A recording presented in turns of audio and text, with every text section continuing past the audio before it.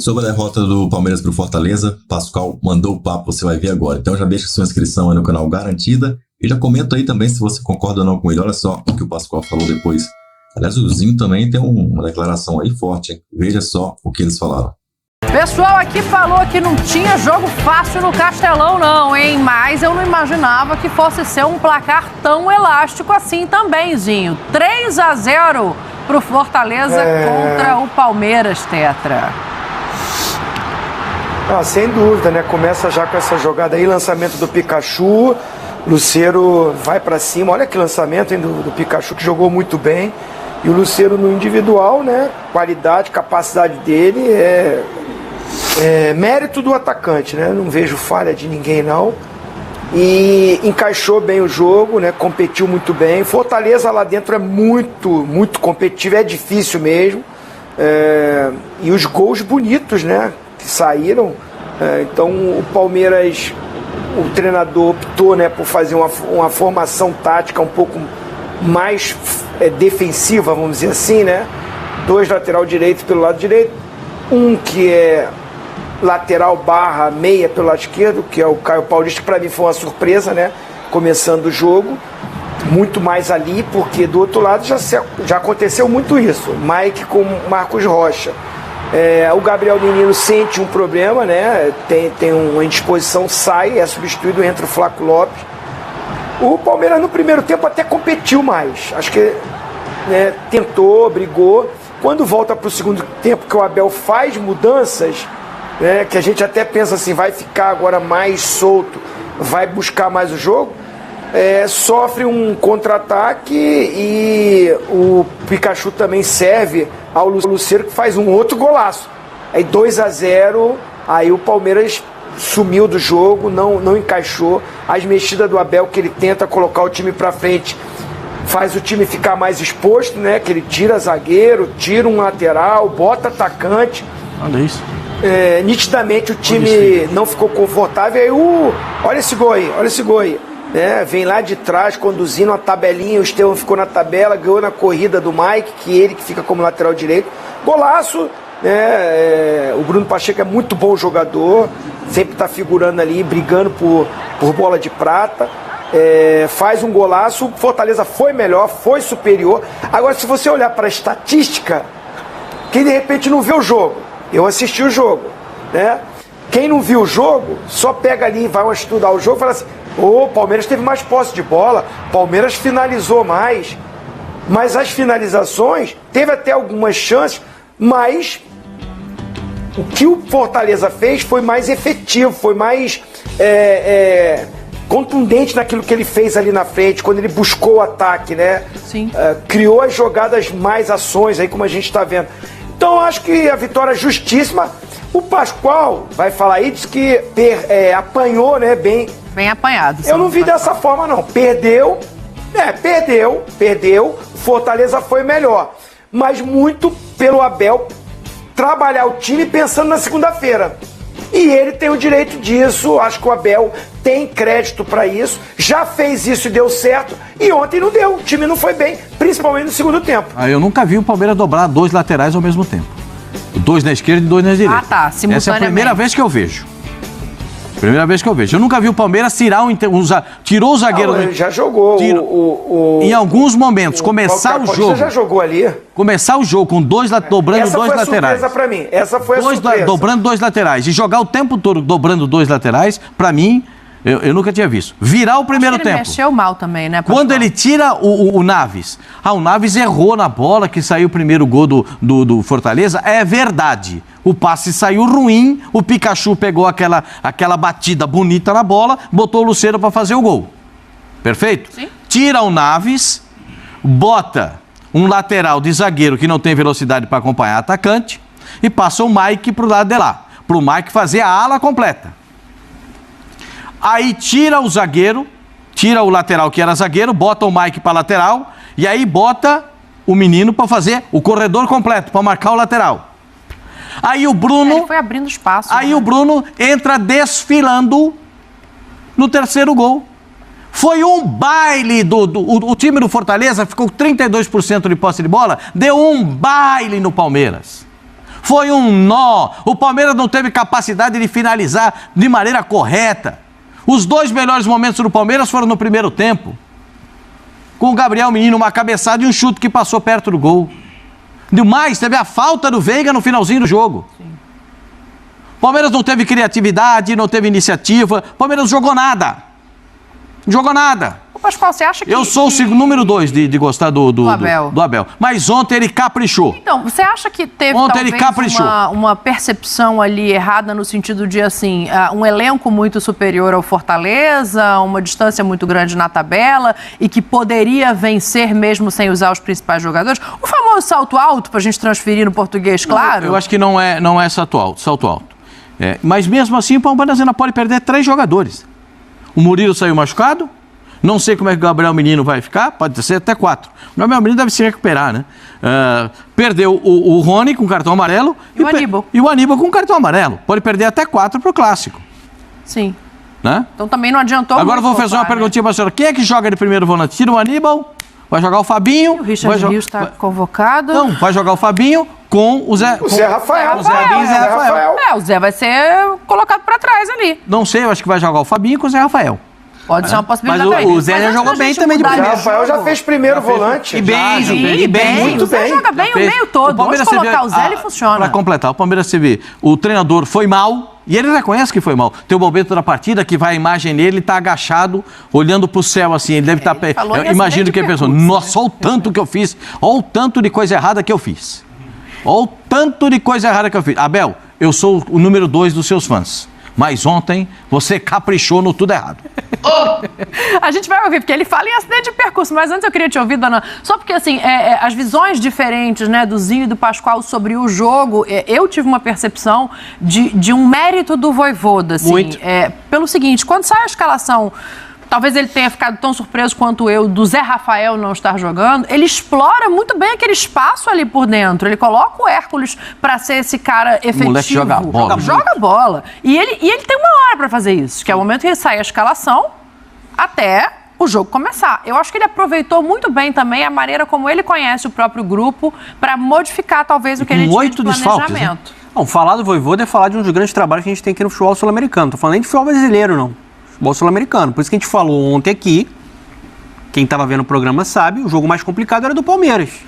Por conta da qualidade do Fortaleza, por conta dessa capacidade de encontrar soluções, né? Com 8 desfalques. A gente sempre fala muito sobre isso, né? O treinador tá com muitos desfalques e aí complica. Para ele encontrou a solução.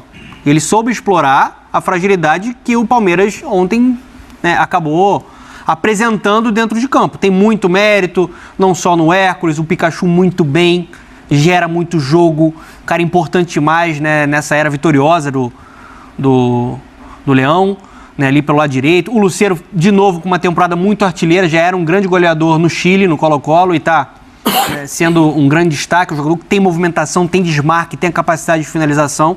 Fortaleza ele conseguiu neutralizar e quando subiu sempre explorando os espaços cedidos pelo Palmeiras. Eu acho que quando o Abel não coloca um Veiga, ele já falou sobre desgaste não só físico, até mental. Estevão, Dudu no banco, ele está pensando no clássico.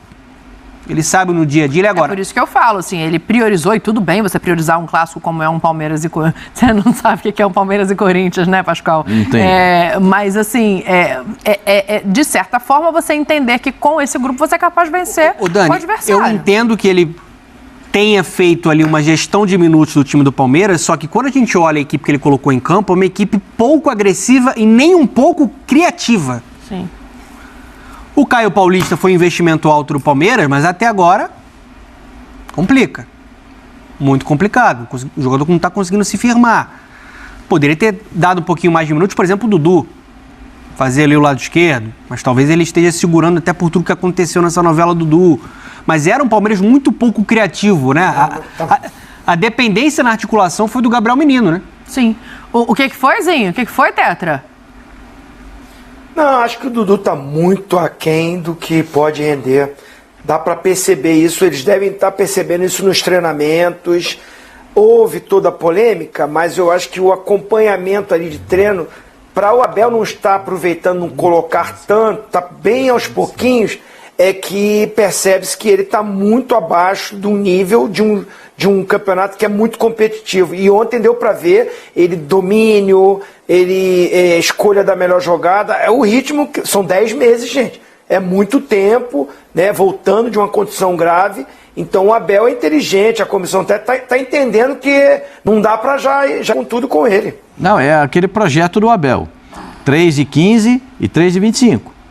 Não dava nem para começar com ele? Não, 3,15. Ele tem que cumprir a meta dos 3,15. 15 minutos, 15 minutos, 15 minutos. Depois ele vai subir os minutos. 20, 25, 20, 25, para começar a ganhar. O projeto é gradativamente para ele poder ter uma planilha quase, né? Ele segue esse modelo. Ele vai seguir essa planilha exatamente pelo ritmo de jogo. Qualidade quando ele domina a bola, todo mundo sabe que ele tem. Sim. Qualidade quando ele vem, quando ele levanta a cabeça para enxergar o jogo, todo mundo sabe que ele tem. Mas é o ritmo do jogo, a velocidade do jogo. Então... Pascoal, eu questiono bastante, assim, quando sai o menino, o Palmeiras ali precisava de alguém mais cerebral, com mais capacidade de articular, né? Fazer essa bola girar, conectar ali, né, o ataque, ele coloca o Flaco Lopes, né? Ali eu acho que foi uma... Porque ele fez com o Flaco Lopes o que o Flaco Lopes fazia no Lanús. Mas ele atrás do centroavante, o Sandy e ele. Sim. Mas mesmo assim precisava de mais articulação. Você não tinha articulação, a capacidade de um desequilíbrio do Estevão. Você tinha a dobra de laterais dos dois lados, né? Sim. Então ali é muito mais na potência, na tentar uma velocidade, acho que ele uma trama ali do imaginou que... Fortaleza ficando mais com a bola do que efetivamente ficou, para ele poder... mas o Vojvoda não é bobo, né? Exatamente. Mas aqui do jeito que o Palmeiras era para não correr. Não tinha jogada de... A velocidade era no Rony, era a bola quebrada no Rony. Sim. Com a bola quebrada no Rony não saiu, é o que o Donato está falando. Quando na dobra de lateral ele vai ter a bola, mas ele não vai ter a chegada, porque não tem velocidade para chegar. É isso. Ele confiou demais num tipo de jogada só. Seja como for, por um erro de percurso, como disse o próprio Abel, ou por mérito do adversário, que a gente também tem que colocar aqui, o Abel deu também, justiça seja feita, o pior, chega no rol das piores derrotas, né? E ele admitiu que ele é o principal responsável pela derrota ontem, e o Vojvoda também falou, Fortaleza, grande vitória. Agora, Massa, o Abel culpou ele mesmo pela derrota 3-0, uma derrota que não é pouca derrota, não. Se a gente pegar o exemplo que eu usei pro Corinthians, não vale pro Palmeiras. O cara acordou hoje, viu o resultado, falou que tá alguma coisa errada. Né? Perder pro Fortaleza. O Palmeiras tem algumas dificuldades no futebol brasileiro. Fortaleza no Castelão só ganhou 2 vezes. E uma delas foi lá em 60. O Inter no Beira-Rio. Tem algumas dificuldades que o Palmeiras tem que... o Abel quebrou vários desses problemas, né? O Abel e o Palmeiras, né? Mas ontem, cara, ele me surpreendeu na estratégia, na escolha, e o jogo estava indo bem até os 8 minutos. Se vocês prestarem atenção no jogo, é capaz da gente entender o que ele pensou. Deu certo? Óbvio que não. A escolha foi correta? Caio Paulista? Claro que não. Mas qual era a ideia? De ter Mike, Caio Paulista e Rony na frente. Naturalmente, jogando em casa, o Fortaleza, esfacelado também com a vitória do Fortaleza, é gigante. 10 desfalques. 8-10 desfalques. 10 desfalques. O Vojvoda tem um modelo de propor o jogo. Qual foi a ideia que o Abel teve? Jogadores que não recebem a bola no pé. Até porque ele não tinha o Lázaro, não tinha o Rômulo, e não tinha 100% de condições do Estevão e do Veiga. Então o que ele pensou para o jogo? Mike, Caio Paulista, velocidade para receber a bola na frente, no espaço que o Fortaleza daria. O jogo, se vocês prestarem atenção até o gol do Fortaleza, ele mostra um Palmeiras no campo de ataque, teve uma chance clara com o menino, se sai o gol, ia ir lá pro VAR, teve outra chance com o Mike. E aí acontece o erro individual do Naves, que é um baita zagueiro, muito bom, erra pouquíssimo passe. E erra. Quando ele erra e sai o gol do Fortaleza, aquilo que foi pensado foi pro ralo. Não tinha mais não tinha mais sentido ter. E não é dobra de lateral, gente, é característica de jogo. Se o Palmeiras tivesse 2 Rones, teria colocado um Rony pela esquerda e o outro de centroavante, para explorar a velocidade. Certo, mas para mim esse não foi o maior erro, porque ele dá uma corrigida, porque o Veiga, é bom deixar isso claro, Não estou passando pano pro treinador, não. Ele errou na estratégia, no jogador e tal. A vitória do Fortaleza foi mais do que justa. O Veiga e o Estevão tinham problemas no adutor. Não poderiam jogar 90 minutos. Teve uma conversa antes do jogo do Abel com os dois. E o Veiga falou, cara, 90 minutos eu não vou aguentar. Ele é o cara da bola parada, ele é o cara que faz as cobranças de escanteio, é o cara que usa muito a perna esquerda. Na medida em que o menino sai vomitando lá, com problema no estômago, ele coloca o Flaco, o time melhorou, o Flaco teve uma chance, vocês viram aí o chute, quase poderia ter empatado o jogo, mas aí eu acho que ele foi um dos piores erros da era Abel desses quase 4 anos. Pensar que você está perdendo o jogo de 1-0. Você não tira um zagueiro para colocar o Veiga e com menos de 3 minutos você toma o segundo gol. Aí acabou. E o que ele pensou? Ele queria fazer Murilo, Piquerez e Rocha. 3 zagueiros. E o gol sai justamente no espaço onde deveria ter um zagueiro. O Piquerez estava muito afastado. Para o Piquerez jogar de terceiro zagueiro, você precisa ter linha de 5. E não... eu sempre falo que não adianta, é um erro até juvenil, espelhar 5, 6 atacantes na frente. Não é assim que você vai fazer gol, né? Tirando o zagueiro. Aí toma o segundo gol, o jogo literalmente acaba. A gente está vendo aí o segundo gol, um golaço. E o Palmeiras, a partir daí, acabou. Ele fez outras mudanças, colocou o Dudu, está completamente fora de jogo. Eu imagino que ele tenha colocado o Dudu falando assim, ó, já foi aqui mesmo, joga aí mais 25 minutos para ver se você vai melhorando a sua condição física, né? E ao mesmo tempo, ele ganha problemas para a segunda, porque o Rony tomou o terceiro, o Aníbal tomou o terceiro, ia tomar mesmo, sem zagueiro, com zagueiro a menos, você fica exposto ao contra-ataque do Fortaleza, a transição do Fortaleza, a saída para o campo de ataque é muito boa, é muito rápida, é muito bem treinada, então acabou aí, a estratégia foi toda pensada de um jeito, a escolha errada, o Caio Paulista, faz tempo que eu falo aqui, se era para arrumar uma treta com o São Paulo, que gerou tudo aquele lá, português de M, o Candançã é só um aspecto. O que gerou toda aquela confusão lá foi o Caio Paulista, entendeu? Se é para você arrumar uma treta desse tamanho, você tem que ir logo num Caleri, num jogador maior, para tirar mesmo alguém que...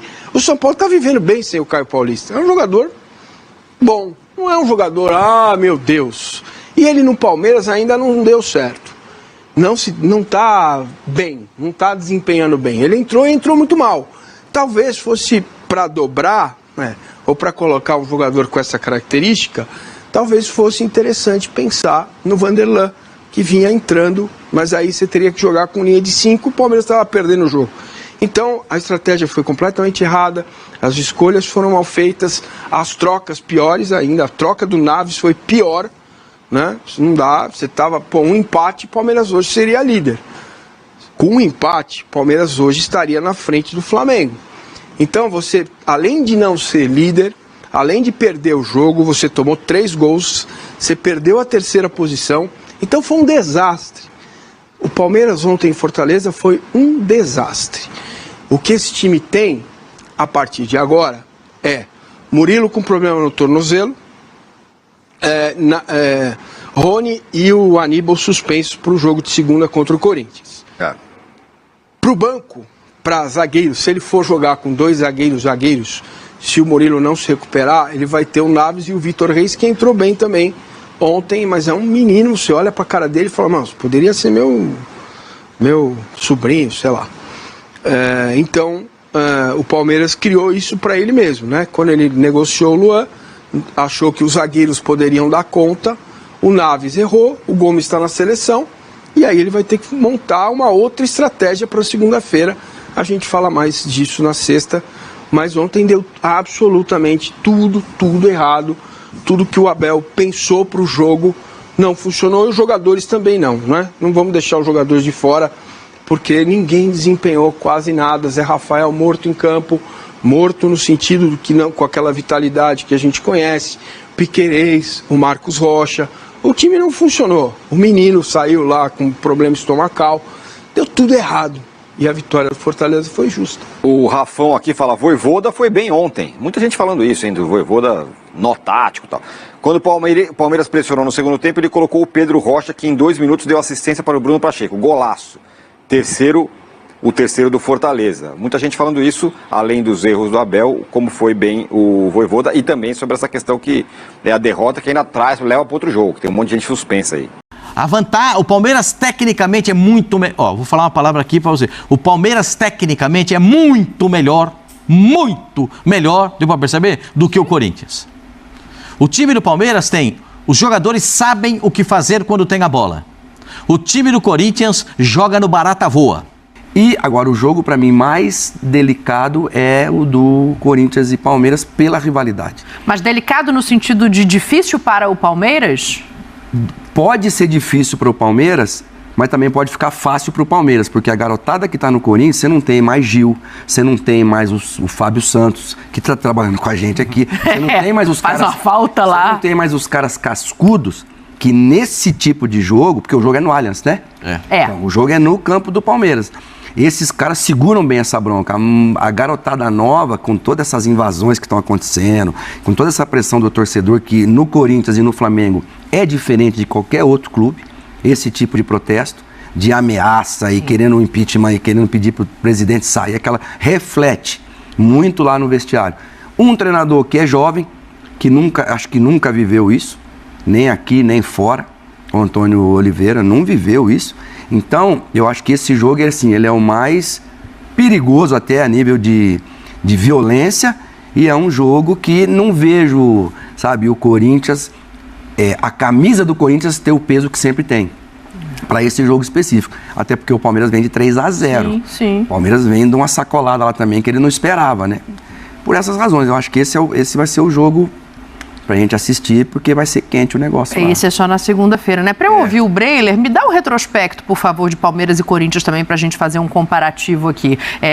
Os números mostram que Cruzeiro e Flamengo se equivalem desde a chegada do Seabra em aproveitamento, tá? Eu tô falando só de número aqui. Vamos dar uma olhada no retrospecto de Palmeiras e Corinthians, pra gente continuar essa análise aqui de jogos mais fáceis ou mais difíceis. Claro que no futebol tudo é muito imprevisível, né? Mas o retrospecto nos últimos 12 jogos no Allianz Parque é esse aí. 5 vitórias do Palmeiras, 3 empates e 4 vitórias do Corinthians. Cara, se você fizer uma soma, eu não considero um mau resultado. A gente está falando de um Palmeiras que tem jogado muito bem e que usa a sua casa como mais um fator a seu favor. Eu não considero empate um resultado ruim. Não. Então, se você somar ali, 7 resultados positivos para o Corinthians. Mas um detalhe importante ali, Dani. A última vitória do Corinthians antes da chegada do Abel Ferreira, em 2019. Eu não tinha olhado o rodapé. Porque o Corinthians, no começo do Allianz, teve muito sucesso ali. Até ganhou um título paulista na casa do adversário. Esse 1-0 foi o jogo que o Carille jogou com um goleiro e 10 da grande área. Vocês lembram desse jogo, não? Exato. O Corinthians fez 1-0 com aquele lateral esquerdo que veio da Itália, não me lembro o nome dele agora, jogou até no América Mineiro. É o Danilo Avelar? Danilo Avelar. Fez 1-0 com o Danilo Avelar e depois jogou dentro da grande área. Jogou naquele modelo, bico pra cima e bico pro lado. Do jeito que vinha, era bico pra cá, era bico pra lá, era bico pra cá. O Corinthians não passou da linha intermediária nos 2 tempos, que o gol foi logo cedo. O gol foi... Mas a chance de ser um jogo assim de novo é grande, né? Mas eu acho que, é só a minha impressão, o Corinthians não é de jogar intimidado contra o Palmeiras. Eu tô falando de Corinthians e Palmeiras, não tô falando do meu time lá na Várzea, o Bala Mistura. Eu tô falando do Corinthians contra o Palmeiras. O Corinthians não pode se intimidar jogando contra o Palmeiras. Mas aí a gente tá falando de camisa. Porque se a gente parar para olhar a realidade de resultados recentes, de situação fora de campo, de pressão no treinador, eu acho que tem que ter um cuidado. E o Palmeiras é bem favorito para esse jogo. Eu entendo o que o Pascoal está colocando, de ser um clássico, ânimos acirrados, mas se a gente analisar o Palmeiras só pela derrota pelo Fortaleza, para mim não é o parâmetro mais preciso, porque ali foi realmente um ponto fora da curva. Foi o que o Abel falou, né? Um ponto fora da curva. O Abel poupou, ele errou também nas escolhas, assumiu esses erros, Fortaleza um grande adversário do outro lado, mas até então o Palmeiras vinha numa batida de 4 vitórias seguidas e aumentando seu nível de jogo. A gente já passou a tratar o Palmeiras de forma diferente, enquanto o Corinthians está vivendo o oposto. Crise de bastidores, todo dia uma notícia negativa na política do clube, a possibilidade de um impeachment, mais troca no comando, treinador pressionado. Olha o Abel Ferreira, ele pode sair de um 3-0, em que o Palmeiras teve muita dificuldade, teve pouquíssimas chances de até mesmo buscar um empate, tranquilo, respirando, explicando para o torcedor o que fez e assumindo erros. O Antônio Oliveira não pode se dar esse luxo, porque não tem o crédito, o estofo que o Abel tem no Palmeiras. Então, por todo esse ambiente, o Palmeiras, um time muito acostumado a lidar com isso e a jogar em casa, eu vejo que esse jogo para o Palmeiras o Palmeiras entra como favorito, apesar da derrota contra o Fortaleza. E ele poupou, foi para quê mesmo, o Abel, no último jogo? O quê? Ele poupou o jogador, foi pensando em quê mesmo? No clássico. Para esse jogo. Mas ele perdeu no mínimo 2. Os suspensos, o Aníbal e o Rony. E o Aníbal. Porque depois ele tenta colocar artilharia pesada depois, mas não deu mais tempo para fazer mais nada. Aí botou a galera que tava no banco. Agora, se não é o Donelli e o Peter errar aquele pênalti também, o Corinthians também ia para esse jogo com um resultado bem negativo, porque o goleirão do Corinthians salvou o Corinthians. Eu tô pensando agora, aqui... Dani, precisa saber o reflexo de tudo, desses últimos acontecimentos nos jogadores do Corinthians. Sim. A gente sabe que o goleiro do Corinthians é muito novo. A gente sabe que existem jogadores muito novos do Corinthians. O Breno Bidon joga como se ele fosse um veterano, é um ótimo jogador, né? O Wesley não jogou rigorosamente nada na última partida contra o Cuiabá. Não jogou bem. Isso pode acontecer. Ele não jogou bem, ponto. Mas é um jogador que todo mundo sabe que é insinuante, vai para cima do adversário. A gente tem algumas situações que a gente precisa saber como é que os jogadores do Corinthians, a gente precisa entender o sentimento dos jogadores. As invasões, as intimidações, a pressão, como é que isso vai funcionar para o jogador, porque a ponta do iceberg é o time em campo. O problema é o que fica embaixo da linha d'água. Esse é o grande problema, que geralmente, quando se trata de iceberg, é muito maior do que a ponta que aparece.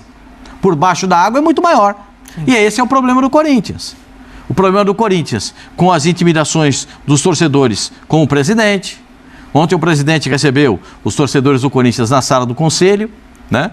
E ele vai ter que ir nessa sala do conselho para dar explicações agora, porque ele assinou o contrato com a Liga Forte, né? E por que é que ele pediu 150 milhões adiantados? Ele tem que explicar agora para os conselheiros do Corinthians, do CORE, que é o Conselho de Orientação e Fiscalização do Corinthians. Então ele vai ter que ir lá, dar explicação agora. Ele já deu explicação para os torcedores, ele vai ter que dar explicação para os conselheiros. Então o Corinthians tem muitas coisas. Você está vendo como é que a gente vai falando? Vai pressionando, vai dando pressão. Vem o treinador e dá entrevista.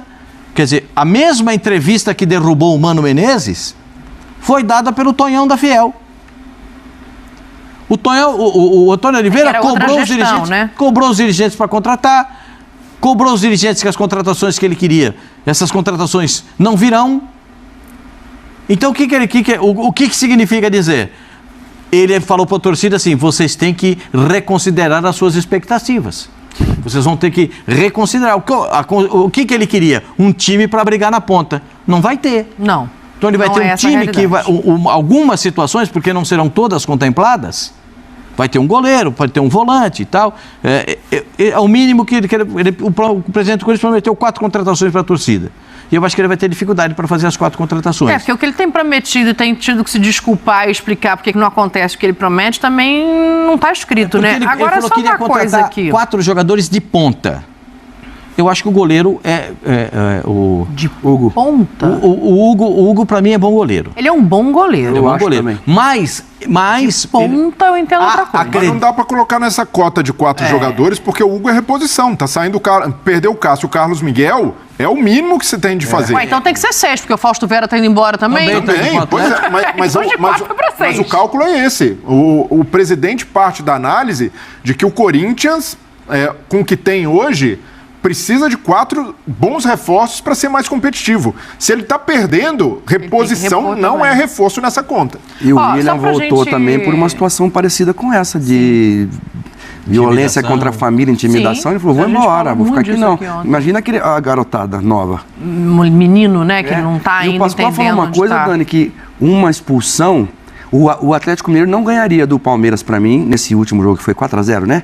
Lá no Mineirão, lá no estádio do Atlético. O Atlético não ganharia do Palmeiras para mim com 11. E aí o Hulk vai expulso no primeiro tempo. Aí virou o que todo mundo viu. Show do Lucas Estevam, uma barbaridade o que esse menino joga. E agora, imagina o Corinthians, a pressão, a intimidação, e aí no Corinthians tudo tem que ser, vamos pra cima e vamos brigar, aqui não sei o quê, é favela e vão, porque aqui é Corinthians, um menino novo vai expulso. Só pra gente não perder muito o foco aqui do debate, né, dos jogos mais difíceis, a gente concorda que o jogo mais difícil é o do Flamengo com o Cruzeiro ou o Pascoal não? Não. Pascoal tem dúvida. Sabe por quê, Pascoal? Porque, pra mim, o jogo do Palmeiras com o Corinthians, talvez ele se equivalha ao desafio, tô pensando no lado de quem tá brigando na ponta, tá? Brigando na parte de cima da tabela. Talvez ele se equivalha, num sentido de comparação, porque eu acho que a missão do Botafogo ainda é mais difícil, ao Clássico Carioca. Com a diferença que o Palmeiras joga em casa. Exatamente. Então, pra mim, o jogo entre Vasco e Botafogo ainda é mais difícil do que o Palmeiras e Corinthians, pensando no prisma de quem tá em cima da tabela. Vocês não têm ideia do que é um Corinthians e Palmeiras. Corinthians e Palmeiras é diferente. Clássico, é São Januário. Corinthians e Palmeiras é diferente. Corinthians e Palmeiras já teve um jogo no Allianz que os caras passaram com um avião fazendo piadinha com a faixa. Corinthians e Palmeiras é tudo diferente. É tudo diferente. Então é a mística que faz esse jogo ser o mais difícil. A mística. O Palmeiras tecnicamente é muito melhor. Vou falar uma palavra aqui para você. O Palmeiras tecnicamente é muito melhor, deu para perceber, do que o Corinthians. O time do Palmeiras os jogadores sabem o que fazer quando tem a bola. O time do Corinthians joga no barata voa. O Corinthians joga no barata voa. O que é o barata voa? Cruza a bola na área para ver se o Yuri Alberto consegue fazer um gol. Tudo isso que você está falando aí também não se aplica a um correlativo para o Botafogo e para o Vasco? Não. O time do Vasco está mais arrumado do que estava anteriormente. O Paia está voltando, Esses 2 últimos jogos do Vasco, os 2 últimos jogos, contra o São Paulo. Contra o São Paulo tomou 1-0. Aí os caras falaram assim, nós vamos tomar um coco aqui. Vai ser daquele coco feio. Então nós temos que fazer o seguinte, não dá na bola, como é que falava você? Não dá na bola, vai na vontade, não é? Briga, Foi no peito. Então ele está dizendo que o jogo pro Botafogo é mais difícil que o jogo pro Palmeiras. Cada jogo tem uma situação típica. Cada jogo tem uma situação típica. Entendeu? Pra mim, o Flamengo vai pegar um adversário complicadíssimo. Quem acha que o Flamengo... perdeu do Juventude. Mas contra o Cruzeiro... Ô, Pascoal, entendeu? Mas a questão é, o Flamengo não é menos favorito contra o Cruzeiro do que o Palmeiras contra o Corinthians? Mesmo sabendo que é um clássico. Eu acho que o mesmo momento do Cruzeiro. O momento do Cruzeiro implica dizer que o jogo é difícil para o Flamengo. Mas eu vou falar por mim, eu já vi o Palmeiras chegar esfacelado para jogar contra o Corinthians e ganhar o jogo. E eu já vi o Corinthians chegar desmantelado para jogar contra o Palmeiras e ganhar. Mas aí é futebol, aí a gente não pode acontecer. Mas é por isso que eu tenho que ter minhas prevenções. Por ser exatamente esse esporte espetacular. Esse esporte maravilhoso que é o futebol. Então eu tenho que tomar... se você perguntar para mim, tem favorito Flamengo e Cruzeiro? Você sabe que para mim sempre tem favorito. Sim. Flamengo, Cruzeiro, tem favorito? Tem. É o Flamengo. Tá, e o favorito de Palmeiras e Corinthians? Também tem. É o Palmeiras. Mas o sentimento do torcedor do Palmeiras é diferente do sentimento do torcedor do Flamengo. O torcedor do Palmeiras vai na expectativa. Tem proposta de renovação para o Gabigol, mas que não foi aceita. Qual é a história? Pois é uma conversa, né, que existe com Flamengo e Gabigol já desde o ano passado, vocês vão lembrar, toda a situação envolvendo o Gabigol, desde aquela briga com o Marcos Braz, já havia ali uma conversa, uma tentativa de renovação com o jogador, o Flamengo apresentando uma proposta de 5 anos de contrato, mais um reajuste salarial de mais ou menos 50%, e aí toda a situação foi esfriando devido às coisas que aconteceram, né, extracampo. E aí chegou a haver uma comemoração entre as partes, parte Flamengo, Gabigol, a família do Gabigol comemorando, vamos renovar, vamos ficar mais 5 anos no Flamengo, só que isso tudo esfriou, parou um pouco, e aí o Gabigol também teve a situação do doping esse ano, muita coisa aconteceu. Bom, o contrato do Gabigol termina em dezembro, né? A partir de segunda-feira, ele já pode assinar um pré-contrato com outro clube. O Flamengo apresentou uma proposta de renovação nos últimos dias para ele, e essa proposta seria de mais um ano de contrato, e esse reajuste salarial de mais ou menos 50% estaria mantido. Só que o Gabigol não se agradou desse novo tempo de contrato. E aí, por isso, teria negado essa primeira proposta, primeira não, né? Na verdade, segunda proposta de renovação do Flamengo. Em meio a isso, o que se fala é que há também uma proposta do Palmeiras para o jogador, e aí o Palmeiras sim teria oferecido esses 5 anos de contrato, também um reajuste salarial, e o Gabigol estaria também conversando com o Palmeiras. Acontece que o Flamengo ainda espera, né, que a negociação siga, que esse não seja ali essa não seja a batida do martelo, né, que se encerre por aí, mas essa segunda proposta o Gabigol teria negado, então as chances dele sair do Flamengo, né, ao final do seu contrato e ir sem custos para o Palmeiras ou para qualquer outra equipe, ele existe e é maior nesse momento, tendo em vista que as partes ainda não chegaram a um acordo por renovação. Então foram 2 propostas, uma que congelou, o Flamengo retrocedeu, e a segunda, sim, o Gabigol negou. Jéssica Dias, muitíssimo obrigado pelas informações, bom trabalho para você aí, bom fim de semana, hein? Tchau. Obrigada, rapazes, bom restante de programa. Muito bem, tá aí, então o Gabigol... O Santana que tá indo pro Vasco, acho que é o novo CEO, né? Sim. Companheiro nosso, dividiu uma Copa das Confederações em 2013, fizemos a cobertura juntos ali no dia a dia e tal. Ele é jornalista, nós estivemos juntos lá na Inglaterra estudando o modelo da Premier, e ele que recolocou o Bahia num caminho. É isso aí. Muito bem, a gente vai falar da crise do Corinthians, você tem informação no Palmeiras? Rápido, sim. Leila Barros e Abel estão de braços abertos esperando o Gabigol. Muito bem, tá aí a informação então. Leila Barros e Abel, tapete vermelho, tapete verde pro Gabigol. Bom, vamos falar agora do Palmeiras. Tem novidade do lado alviverde pra gente falar. Palmeiras anunciou nesta sexta-feira a contratação do lateral direito Agustin Ndiaye, de 20 anos. O argentino assinou um vínculo de 5 anos e é o 8º reforço do Verdão na temporada. O São Lourenço, antigo clube do atleta, vai receber cerca de 40 milhões de reais na negociação. Na Argentina, o jogador é tratado como uma grande joia e um promissor atleta para a seleção. Mais informações você encontra no espn.com.br. Ele já falou, inclusive, na chegada ao Verdão. Pascoal, Zinho, galera aí da ESPN comentando a derrota do Verdão, a culpa é da Abel Ferreira? O que você acha? Comenta aqui, eu quero saber a sua opinião aí, tá? Mas o Palmeiras tá de bem com a vida agora. Afinal de contas, quando toma um sacode, sempre tem anúncios de novos jogadores. Inclusive, por isso foi anunciado, então, nesta quinta-feira à noite, o Maurício. De tarde para a noite anunciaram aí o Maurício, do Internacional. E agora anunciam o Agustin Ndiaye, São Lourenço.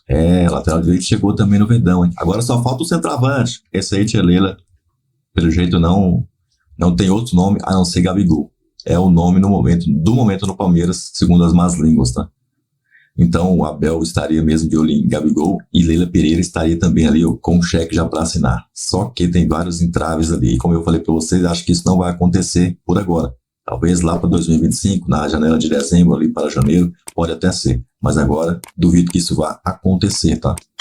Você vai deixar o like aí ou não vai? Estou esperando só o seu like.